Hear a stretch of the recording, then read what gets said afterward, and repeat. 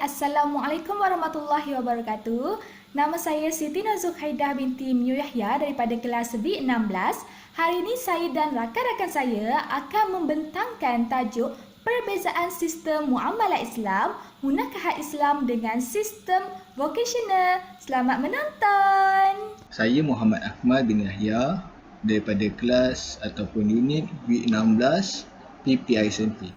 Saya Muhammad Haikal bin Syahril Anwar dari V16 Major Bimbingan dan Kaunseling SK. Okey, baiklah. Saya akan mulakan dengan pengertian muamalat. Apa itu muamalat? Muamalat dari segi istilah ialah perkataan jamak daripada muamalah yang bermaksud peraturan jual beli.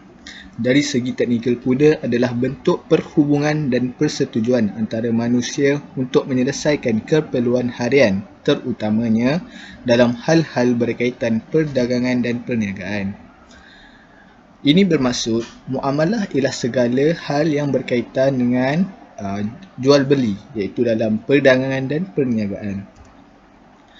Baiklah, dalil Al-Quran dan hadis yang menerangkan tentang muamalat ialah daripada surah Al-Hadid ayat ke-7, Aminu billahi wa rusulihi wa anfiqu mimma ja'ala lakum mustakhlafina fi wallazina amanu minkum wa anfuqu lahum ajrun kabir. Maksudnya, berimanlah kamu kepada Allah dan Rasulnya dan belanjakanlah sebahagian dari harta benda yang dijadikannya kamu menguasainya sebagai wakil.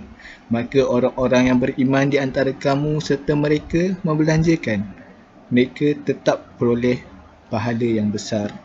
Manakala hadis riwayat Al-Syafi'i pula menerangkan, maksudnya pekerjaan tangan seseorang dari setiap jual beli yang baik itu jual beli yang tidak sambil ataupun menipu barang dagangan. Lagi pula tiada khianat. Asal bagi semua jual beli adalah harus jika kedua-dua orang yang berjual beli itu redha dengan barang yang dijual beli, kecualilah jenis jual beli yang dilarang Rasulullah SAW. Intibati daripada hadis tersebut menyatakan bahawa muamalat ialah segala peraturan dalam jual beli, iaitu tiada khianat, tiada penipuan, dan kedua-dua belah pihak hendaklah redha dengan apa yang ditukarkan atau barang yang ditukarkan. Okey, baiklah. Seterusnya kita teruskan lagi dengan bentuk jual beli. Di sini jelas menunjukkan ada 8 bentuk jual beli yang akan saya terangkan sebentar lagi. Okey, baiklah. Yang pertama, tauliah. Bentuk jual beli iaitu tauliah, yang bermaksud menjual barangan yang dibeli dengan asalnya tanpa keuntungan. Okey, daripada jenis ni, jenis jual beli yang ini, jual beli itu berlangsung tanpa keuntungan daripada mana-mana pihak. Seterusnya, al-isyraq, menjual sebahagian barangan yang dibeli dengan sebahagian harga asal ketika dibeli tanpa keuntungan. Okeylah, jual beli ini berkaitan dengan barang yang kita jual, iaitu barang yang kita beli pada asalnya merupakan harga yang lebih tinggi, dan dijual dengan harga sebahagian harga asal. Maksudnya di situ tiada sebarang keuntungan daripada jual beli tersebut. Okey, seterusnya al-murabahah, iaitu menyebut harga modal barang-barang yang dibeli dengan memberi syarat supaya barang itu diberi untung. Maksudnya di sini ialah kita lebih kepada kita lebih pada dropship. Dropship yang mana pada ketika ini semua kita tahu kan, memang banyak dropship sekarang, yang mana jika kita join dropship, kita akan diberitahu modal dahulu. Seterusnya kita akan menjualnya dengan harga yang lebih daripada modal supaya keuntungan kita dapat. Okey. Seterusnya ialah al-istisna, iaitu menjual beli barangan yang belum wujud dan bayaran tidak perlu didahulukan. Tempoh penyerahannya boleh ditentukan atau tidak ditentukan. Okey, daripada jual beli ini ialah barang yang memerlukan tempahan. Itulah daripada mana jual beli ini merujuk pada barangan yang belum wujud dan bayaran tidak perlu didahulukan. Sebagaimana yang kita tahu pada ketika ini banyaknya lah terdapat banyak medium-medium medium-medium online yang mana menjual barang-barangan secara tempahan. Contohnya makanan yang mana kita order dahulu, kita tempah dahulu, seterusnya akan diberikan kepada kita, dan ketika diberikan kepada kita itulah kita membayarnya tanpa membayar dahulu. Okey. Baiklah, seterusnya ialah jual beli assalam, iaitu jual beli barangan secara tempatan tetapi bayaran pendahuluan dan tempoh penyerahannya perlu ada. Okey, ini banyak yang berlaku di Malaysia lah. Contohnya kita menggunakan perkhidmatan pos yang mana kita beli pada orang yang jauh dan mendahulukan duit kepada orang tersebut, pada pihak tersebut, dan ianya akan menyerahkan dalam tempoh tertentu akan Okey, seterusnya bai' wa istisna. Konteks jual beli dengan jual harta tetap yang boleh dipindahkan kepada pembeli seperti tanah dan rumah. Okey, ini jual beli yang melibatkan perkara-perkara yang boleh dipindah milik. Contohnya yang perlu dipindah milik, contoh barang-barang yang amat berharga, contohnya rumah, tanah, kereta, motor dan sebagainya. Itulah yang mana dia ada hak milik kekal. Itulah barang-barang yang kena barang jual beli daripada situ lah.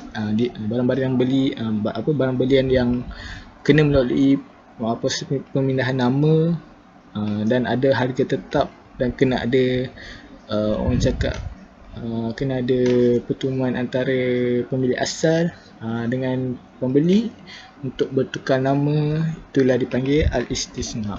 Seterusnya as-sarf, iaitu tukaran mata wang, jual beli dua barangan yang kedua-duanya dalam bentuk mata wang. Ini merujuk pada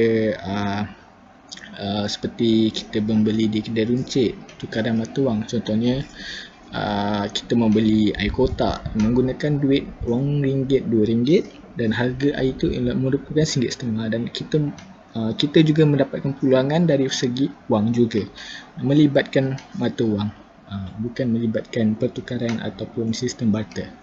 Seterusnya al-wadiyah, iaitu barang yang diserahkan ataupun diamanatkan kepada seseorang untuk dijaga dengan baik dan harus dikembalikan pada orang yang mempunyai bila ia datang meminta. Okey, ini lebih kepada seterusnya kita melihat daripada melihat kepada perbezaan sistem muamalah Islam dan sistem konvensional. Okey, perbezaan pertama iaitu wahyu dari Allah dan pemikiran manusia. Itu perbezaan pertama. Sistem muamalat wahyu daripada Allah, manakala sistem konvensional pula pemikiran manusia. Okey, mari kita tengok apa perbezaan antara keduanya. Okey, wahyu daripada Allah ialah bertunjangkan akidah Islamiah yang jitu kepada Allah SWT. Ianya beriktikad bahawa Allah sebagai pencipta dan Tuhan yang wajib disembah dan dipatuhi Islam. Okey, ia tersebut pada wahyu daripada Allah. Manakala sistem konvensional pula ialah pemikiran manusia. Okey, pemikiran manusia menggunakan akal yang terbatas, tiada kaitan dengan akidah dan urus niaga mereka. Ini terbukti dengan pelanggaran hukum Allah SWT yang terlalu jelas dalam dalilnya. Firman Allah, kitab Al-Quran ini tidak ada keraguan padanya, petunjuk bagi mereka yang bertakwa. Al-Baqarah ayat 2. Ini jelas menunjukkan pemikiran manusia ni ada batas berbanding dengan pemikiran Allah yang mempunyai seluruh ilmu yang ada. Okey, dapat kita lihat di sini bahawa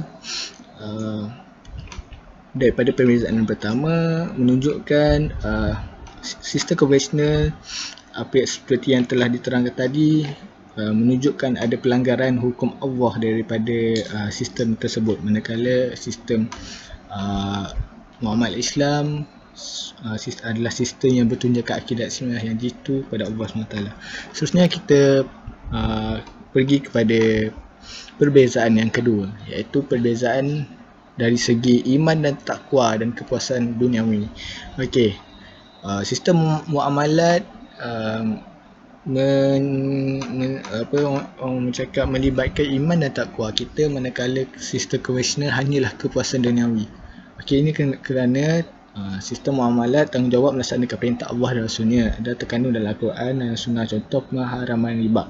Okey, kita apabila kita mengamalkan sistem muamalat, kita akan bertanggungjawab dan bertakwa kepada Allah dan menegah larangannya. Jika kita mengamalkan penggunaan sistem muamalat, kita akan tahu bahawa riba itu haram. Itulah antara contohnya. Manakala sistem konvensional pula, ialah hanya kepuasan duniawi semata-mata. Berasaskan kepada akal fikiran, maka terlalu banyak aktiviti yang bercanggah dengan Islam seperti sistem riba dalam sistem perbankan dan konvensional. Daripada sistem konvensional pula hanya mementingkan keuntungan mereka masing-masing, yang mana tidak kira daripada pelanggaran hukum Allah Subhanahu Wa Taala. Kita dapat jelas lihat dari situ, sistem muamalat bukan sahaja melibatkan jual beli, manakala sistem muamalat adalah satu platform membuatkan akidah dan iman kita. Manakala sistem konvensional tidak memberikan apa-apa keuntungan dalam akidah Islam dan hanyalah untuk memuaskan kepuasan di dunia sahaja. Biar kita miskin di dunia tetapi kita kaya di akhirat. Begitulah. Seterusnya, bagi perbezaan yang terakhir adalah dari segi keadilan.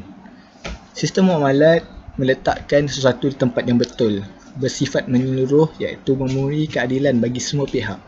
Manfaat yang Allah Subhanahu Wa Taala gunakan dikongsi bersama dengan pihak-pihak yang terlibat. Daripada penerangan yang tadi, isi saya tadi menunjukkan yang sistem muamalat ni ada beri dan ambil. Maksudnya kedua-dua pihak mempunyai keuntungan masing-masing. Manakala sistem konvensional pula, keadilan tidak dapat dilaksanakan dengan sempurna kerana usahawan tidak mengikut syariat Islam. Maksudnya di sini keadilan, jika sistem konvensional itu berlaku, keadilan tiada. Maksudnya sebelah pihak akan merasakan kerugian dan sebelah pihak akan keuntungan. Dia tidak merujuk pada kedua-dua mendapat keuntungan seperti mana sistem muamalat. Macam tu. Maka seterusnya saya teruskan lagi dengan sahabat saya yang akan menerangkan tentang perkara-perkara yang seterusnya. Seterusnya, munaqahat. Munaqahat merupakan suatu ilmu yang berkaitan dengan hal-hal perkahwinan. Pengertian munaqahat, iaitu nikah, dari segi bahasa merupakan ikatan atau simpulan.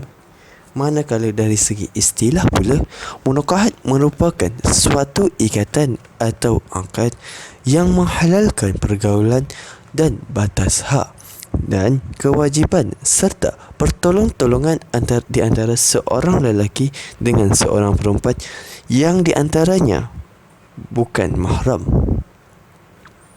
Perkahwinan merupakan sunnah Rasulullah sallallahu alaihi wasallam dan digalakkan di dalam Islam serta dituntut oleh hukum syarak sebagaimana sabda Rasulullah sallallahu alaihi wasallam yang bermaksud, nikah itu sunnahku, maka barang siapa membenci sunnahku maka ia bukan dari golonganku. Hadis riwayat Ibnu Majah. Di dalam Islam, perkahwinan merupakan satu perlakuan dalam melaksanakan tuntutan fitrah manusia. Disebut di dalam surah An-Nisa ayat 1 yang berbunyi, A'udzubillahi minasyaitonirrajim. يا أيها الناس اتقوا ربكم الذي خلقكم من نفس واحدة وخلق منها زوجها وبث منهما رجالا كثيرا ونساء واتقوا الله الذي تساءلون به والأرحم إن الله كان عليكم رقيبا. Sadaqallahul Azim, yang bermaksud, wahai sekalian manusia, bertakwalah kepada Tuhan kamu yang telah menjadikan kamu bermula dari diri yang satu, yakni Adam, dan yang menjadikan daripada Adam itu pasangannya, iaitu isterinya Hawa, dan juga yang membiakkan dari keduanya zuriat keturunan, lelaki dan perempuan yang ramai, dan bertakwalah kepada Allah yang kamu selalu meminta dengan menyebut-nyebut namanya, serta peliharalah hubungan silaturahim kaum kerabat, kerana sesungguhnya Allah sentiasa memerhati mengawasi kamu. Menurut Syekh Atiqah tahun 2005, iaitu hukum perkahwinan. Hukum perkahwinan berubah-ubah berdasarkan faktor niat seseorang yang ingin dikahwini dan faktor perbelanjaan. Wajib perkahwin atau wajib bernikah sekiranya pasangan tersebut mampu dari segi zahir dan batin. Sunat pula bagi pasangan yang mampu dari segi zahir dan batin dan tidak dikhawatiri menghampiri zina. Hukum nikah jatuh harus apabila tiada tuntutan yang mendesak sama ada lelaki atau perempuan, dan makruh apabila pasangan tersebut tidak mampu untuk memberikan nafkah zahir tapi berkeinginan untuk berkahwin. Hukum perkahwinan akan menjadi haram apabila tidak mampu melaksanakan kewajipan keadilan atau melakukan kezaliman terhadap pasangan. Rukun nikah terdiri daripada bakal suami. Syarat-syarat bagi seorang bakal suami adalah beragama Islam. Seorang lelaki tidak mempunyai 4 orang isteri di dalam satu masa, bukan muhrim kepada bakal isteri dan bukan dalam ihram, yakni haji atau umrah. Manakala bagi bakal isteri pula, beliau perlulah beragama Islam. Perempuan bukan isteri orang, bukan muhrim, bukan di dalam iddah dan bukan dalam ihram. Rukun bagi wali pula beragama Islam. Lelaki baligh dan berakal, bukan dalam ihram, merdeka dan tidak ditegah daripada membelanjakan hartanya. Rukun nikah seterusnya, yakni saksi beragama Islam, terdiri daripada 2 orang lelaki baligh adil, memahami lafaz ijab dan kabul, serta sejahtera panca indera. Rukun nikah yang terakhir iaitu ijab dan kabul. Ijab adalah lafaz yang diucapkan oleh wali bagi wanita, manakala kabul merupakan jawapan penerimaan yang diucapkan oleh bakal suami. Perbezaan sistem munakahat Islam dan sistem konvensional. Surah Al-Rum ayat 21. Bismillahirrahmanirrahim.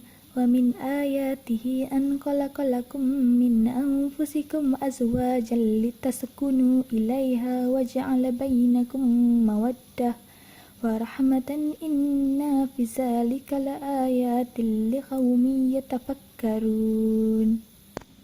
Allah berfirman, dan di antara tanda-tanda yang membuktikan kekuasaannya dan rahmatnya, bahawa Ia menciptakan untuk kamu, wahai kaum lelaki, isteri-isteri dari jenis kamu sendiri, supaya kamu bersenang hati dan hidup mesra dengannya, dan dijadikannya di antara kamu suami isteri, perasaan kasih sayang dan belas kasihan. Sesungguhnya, yang demikian itu mengandungi keterangan-keterangan yang menimbulkan kesedaran bagi orang-orang yang berfikir. Jika kita lihat, dan di antara tanda-tandanya ialah, iaitu tanda-tanda yang menunjukkan kasih sayang Allah Subhanahu Wa Taala, keperhatian Dia kepada kita, kebijaksanaannya yang besar dan ilmunya yang meliputi. Dia menciptakan pasangan-pasangan untukmu dari jenismu sendiri. Sebagai bukti, Hawa diciptakan dari Adam AS, iaitu dari tulang rusuknya yang terpendek dari sebelah kirinya. Termasuklah itu merupakan rahmat Allah yang sempurna kepada anak-anak Adam. Dia menjadikan pasangan manusia dan jenis manusia juga sebagai pasangan. Seandainya Allah menjadikan semua Bani Adam terdiri daripada lelaki dan menjadikan pasangan mereka bukan dari jenis manusia, misalnya jin atau haiwan, maka pastilah tidak akan terjadi kerukunan dan kecenderungan di antara mereka dan tidak juga akan terjadi perkahwinan. Bahkan sebaliknya, yang terjadi adalah saling bertentangan dan saling berpaling, seandainya mereka berpasangan bukan dari makhluk sesama manusia. Potongan ayat, agar kamu cenderung dan merasa tenteram kepadanya tu, dengan adanya pasangan, kedua belah pihak dapat bersenang-senang, tidak kesepian, memperolehi manfaat adanya anak serta mendidik mereka dan cenderung kepada pasangannya. Potongan ayat, dan dia menjadikan di antaramu rasa kasih dan sayang. Dan menjadikan rasa kasih dan sayang ni di antara pasangan-pasangan itu. Okey, ada kalanya seseorang lelaki itu tetap bersama wanita kerana cinta kepadanya atau kerana sayang kepadanya. Mungkin kerana mempunyai anaknya atau sebaliknya kerana si wanita memerlukan perlindungan dari si lelaki. Atau pula boleh juga dikatakan wanita itu memerlukan nafkah daripada lelaki itu, atau kedua-duanya saling menyukai dan selainnya. Oleh kerana itu, kita hampir tidak menemukan rasa cinta dan kasih sayang lebih dalam seperti yang terdapat dalam pernikahan. Dan potongan ayat yang terakhir, sungguh pada yang demikian itu benar-benar terdapat tanda-tanda bagi kaum yang berfikir, yakni yang menjalankan akal fikirannya, mentadaburi ayat-ayat Allah dan berpindah dari satu keadaan kepada keadaan yang lain. Buktinya di sini bahawa pentingnya perkahwinan bagi kita. Sekarang kita nak bezakan pula perbezaan antara munakahat Islam dan juga munakahat konvensional. Bagi definisi Islam, pernikahan ini membawa maksud satu akad yang menghalalkan hubungan seks ataupun persetubuhan antara lelaki dan perempuan yang mengandungi lafaz nikah dan syarat-syarat tertentu. Sebelum berkahwin, perlulah ada rukun nikah dan ada syarat-syarat yang perlu dipatuhi. Bagi konvensional pula, penyatuan sukarela antara lelaki dan perempuan seumur hidup dengan mengecualikan orang lain. Ini bagi pendapat Kristian Roman Katolik. Bagi tujuan pula, Islam, proses mengembangkan zuriat, mendidik dan membentuk satu institusi kekeluargaan dalam rantaian masyarakat Islam sejagat. Bagi konvensional pula, menyempurnakan kehendak-kehendak jasmani iaitu membolehkan seksualiti berlaku menurut saluran-saluran yang sah. Bagi pendapat Buddha, tujuan mereka berkahwin adalah untuk mencapai kebahagiaan di dunia. Bagi agama Kristian, perkahwinan ini merupakan pelaksanaan tugas Tuhan. Hindu pula, melahirkan generasi yang taat kepada agama. Dalam pemilihan pasangan pula, perbezaan antara Islam dan konvensional dapat dilihat dari Islam, pemilihan pasangan harus berasaskan garisan yang telah ditetapkan oleh syariat Islam. Garis yang dikemukakan ialah tertumpu kepada 4 perkara, iaitu sabda Nabi Muhammad SAW yang bermaksud wanita dikahwini kerana 4 perkara, iaitu hartanya, kecantikannya, darjatnya dan agamanya. Maka agama adalah lebih baik daripada ketiga-tiga di atas. Kriteria untuk memilih pasangan dalam Islam ialah memilih pasangan yang bertakwa dan beriman kepada Allah Subhanahu Wa Taala. Apabila pasangan kita mempunyai takwa dan beriman kepada Allah Subhanahu Wa Taala, nescaya perkahwinan itu akan kekal dan mendapat keredaan daripada Allah Subhanahu Wa Taala. Bagi konvensional pula, boleh berkahwin dengan sesiapa sahaja yang disukai, termasuklah berkahwin dengan antara mazhab dan di antara agama yang berbeza. tidak menetapkan ciri-ciri khusus dalam pemilihan pasangan asalkan bersesuaian dan sama-sama telah mempunyai kesepakatan untuk berkahwin. Kita ambil contoh, seperti Hindu, dalam pemilihan pasangan, mereka mengutamakan etnik dan kasta agama. Bagi Kristian pula, tiada ciri-ciri tertentu. Ini membolehkan, sebagai contoh kita boleh lihat, Kristian ada je yang boleh berkahwin dengan Hindu, berkahwin dengan Cina, berkahwin dengan selain daripada agamanya. Dan agama Buddha pula, ia memilih perwatakan, tingkah laku, cantik, agama dan keturunannya. Bagi tanggungjawab pula, Islam, suami isteri mempunyai tanggungjawab sendiri dan tidak boleh dicampur adukkan dan mempunyai tanggungjawab bersama. Sebagai contoh, tanggungjawab suami ini ialah untuk memberi nafkah zahir dan batin, membayar mas kahwin kepada isteri, memberi layanan yang baik, memberi didikan agama. Tanggungjawab isteri pula terhadap suami adalah taat dan hormat kepada suami, menjaga maruah suami, tidak keluar rumah tanpa izin suami. Dan tanggungjawab bersama adalah mengekalkan kerukunan rumah tangga, memelihara dan menjaga anak-anak, memberi pendidikan yang sempurna. Bagi tanggungjawab konvensional pula, tanggungjawab tidak ditetapkan dan bebas melakukan tanggungjawab mengikut kemampuan masing-masing. Kiranya, bagi tanggungjawab konvensional ni, mereka tak ada tanggungjawab khusus seperti Islam. Mereka tidak ada pembahagian-pembahagian tugas dan mereka melakukan tanggungjawab ni mengikut kemampuan mereka sendiri.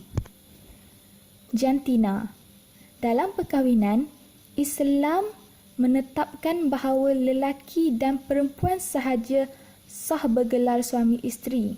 Kiranya, lelaki tidak boleh berkahwin dengan lelaki, perempuan tidak boleh berkahwin dengan perempuan. Hukumnya adalah haram. Tetapi, bagi konvensional, bebas berkahwin tanpa mengira jantina. Kita dapat lihat sekarang ini, LGBT semakin berleluasa dan juga di negara-negara barat seperti Amerika Syarikat, Thailand, kebanyakan mereka lebih memilih untuk berpasangan dengan jantina yang sama. Itulah yang membezakan antara perkahwinan Islam dan perkahwinan konvensional. Seterusnya, Islam ni tiada pengecualian untuk berkahwin. Semua umat Islam digalakkan berkahwin dan tidak digalakkan hidup membujang. Tetapi, bagi konvensional pula, bagi golongan sister dan father tidak dibenarkan berkahwin. Ini dalam agama Kristian. Halangan ini merupakan Holy Order yang merupakan salah satu daripada 7 tanda Roman Katolik. Dan perbezaan yang terakhir adalah perkahwinan di dalam Islam merupakan satu ibadat dan perlembagaan yang mengandungi struktur undang-undang perkahwinan dan kekeluargaan yang lengkap di dalamnya. Manakala konvensional, perkahwinan adalah penyatuan lelaki dan perempuan dalam satu tempoh tertentu yang dipersetujui oleh masyarakat. Itulah perbezaan perkahwinan Islam dan konvensional. Yang terakhir, hikmah perkahwinan Islam berbanding konvensional. Hikmah perkahwinan Islam berbanding konvensional adalah keharmonian rumah tangga pasangan tersebut terjamin. Dapat mengeratkan hubungan sesama pasangan. Perkahwinan bahagia tanpa sebarang sengketa, yakni tiada perbalahan yang serius atau yang mampu menghancurkan rumah tangga. Perkahwinan mengajar erti kesabaran, yakni pasangan suami isteri saling bersabar dan saling bertolak-ansur di antara satu sama lain. Hak dan kewajipan yang diberikan kepada suami isteri bersesuaian dengan lumrah manusia. Perkahwinan yang sihat tanpa terdedah kepada penyakit kesihatan seperti pasangan sejantina. Perkahwinan yang sah akan melahirkan zuriat yang baik. Hikmah perkahwinan Islam berbanding konvensional adalah dapat menerapkan hal dunia dan akhirat di dalam keluarga. Dan yang terakhir, hikmah perkahwinan Islam adalah dapat memberi peluang memperbaiki hubungan suami dan isteri. Sekian daripada kami. Assalamualaikum warahmatullahi wabarakatuh.